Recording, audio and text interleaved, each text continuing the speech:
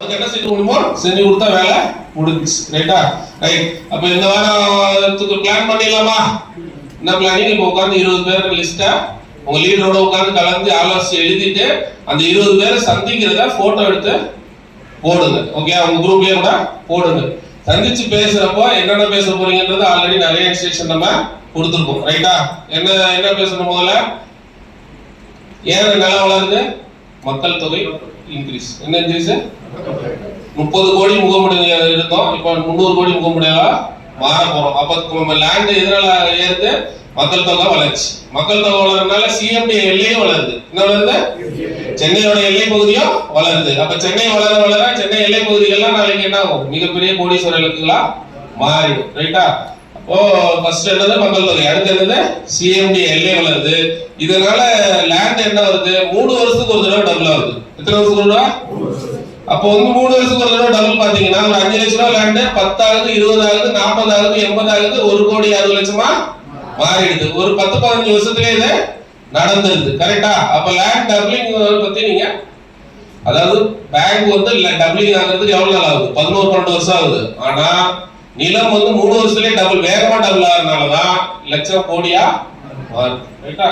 இன்றைய புறநகர்லாம் தலைநகரா. ரைட்டா? இப்ப ஏற்கனவே பழைய புறநகர்லாம் தலைநகரா மாறிடுச்சு. அதுல எந்த சந்தேகமும் கிடையாது. இப்ப இதெல்லாம் சொல்லணும்னா ஏன் நிலம் புரிஞ்சுச்சா? அடுத்து எத்தனை நிலம்? அடுத்து எத்தனை நிலம் வேணும்? 10 நிலம். எத்தனை நிலம் சொல்றோம்? 10 பத்திரம் என் குழந்தைகள் பத்திரம். சொல்லுங்க. 10 பத்திரம் என் தலைமுறை பத்திரம். 10 பத்திரம் என் வாழ்க்கை பத்திரம். நம்மளுடைய முதல் இலக்கு என்னது? 10 பத்திரம். ரைட்டா? நம்ம சேர போற எல்லாரோட இலக்கு என்னது? 10 பத்திரம். வாங்க வச்சிடலாமா? நிறைய பேர் 10 பத்திரம் நம்ம கம்பெனில வாங்கிட்டு இருக்காங்க. கஸ்டமர்ஸ் எல்லாம் நிறைய பேர் சொன்ன உடனே பணம் இருந்தா 10 பத்திரம் வாங்கிடுறாங்க. ஏன்னா அவங்களுக்கு புரிய ஆரம்பிச்சிருது. நல்ல விஷயமா இருக்கு. அடுத்து ஏன் நிலம் எத்தனை நாளா பார்த்துட்டோம். அடுத்து அவ்வளவுதான். சைட்டை பத்திர டீட்டெயில்லாம் சொல்லலாமா? மரக்காணம் ஈஸியா பண்றோம்னா என்ன சொல்லணும்?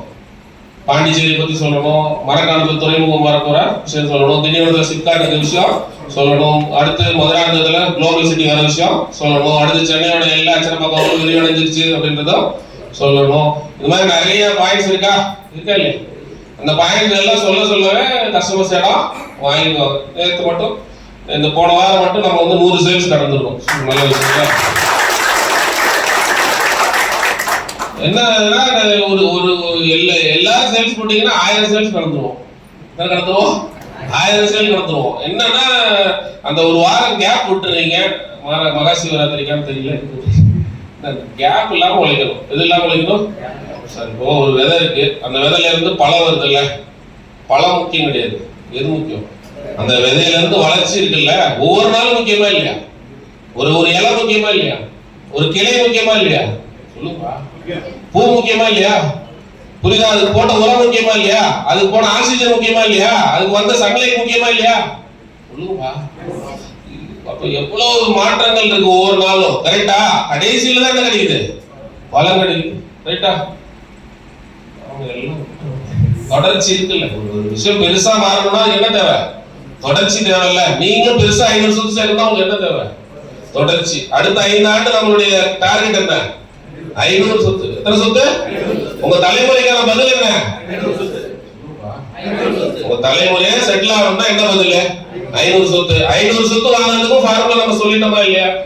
நீங்க ஒரு 10 பேர் எடுக்கிறீங்க, 100 பேர் எடுக்கிறீங்க. அந்த 100 பேர் 10 பேர் எடுத்தா 1000 பேரா மாறுது. 1000 பேர் 10 பேர் எடுத்தா 10,000 பேரா மாறுது. அந்த 10,000 பேர் ஒரே ஒரு சேல். எத்தனை சேல்? ஒரு சேல் நடந்தா எனக்கு 500 சொத்து அடைய முடியுதுன்னா இந்த ஃபார்முலா எளிமையா இருக்கு. ஓகேயா? ஆள் நம்ம வேகமா சார் மனிதனை மாத்துறது ஈஸி கிடையாதுதான் ஒத்துக்கிறேன். உங்களை எவ்வளவு மாத்த முடியும் ட்ரை பண்றோம். 5 விளையாது.